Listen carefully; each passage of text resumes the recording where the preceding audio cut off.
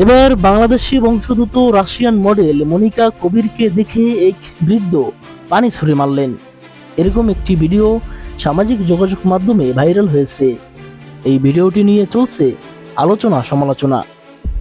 ভিডিওতে দেখা যায় মনিকা কবির ব্যস্ততম সড়কে দাঁড়িয়ে ভিডিও করছিলেন। এ সময় ওই বৃদ্ধ হাতের ইশারায় তাদেরকে সেখান থেকে যেতে বলে। এক পর্যায়ে তিনি মনিকা কবিরের উদ্দেশ্যে পানি ছুঁড়ে মারেন। তারপর মনিকা কবির ক্ষিপ্ত হয়ে ওই বৃদ্ধর দিকে তেড়ে যান।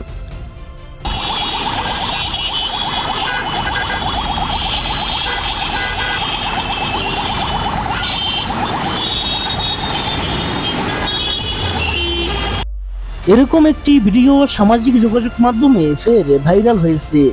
এর একদিন আগে এক পথচারীকে মারধরের ভিডিও সামাজিক যোগাযোগ মাধ্যমে ভাইরাল হয় মনিকা কবিরের।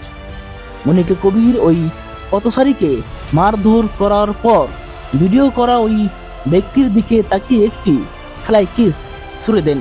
তবে নেটিজেনরা ধারণা করেছেন মনিকা কবির ভাইরাল হওয়ার উদ্দেশ্যে এরকম কাণ্ড ঘটিয়েছে। তবে যে বৃদ্ধ তাকে দেখে পানি ছুঁড়ে মেরেছিলেন তার ভাষ্য মতে রমজান মাসে তার দোকানের সামনে অর্ধ উলঙ্গ হয়ে বেহায়াপনায় মেতেছিলেন ওই বেপরদা নারী, তাই তো তার উদ্দেশ্যে তিনি পানি ছুঁড়ে মেরেছিলেন।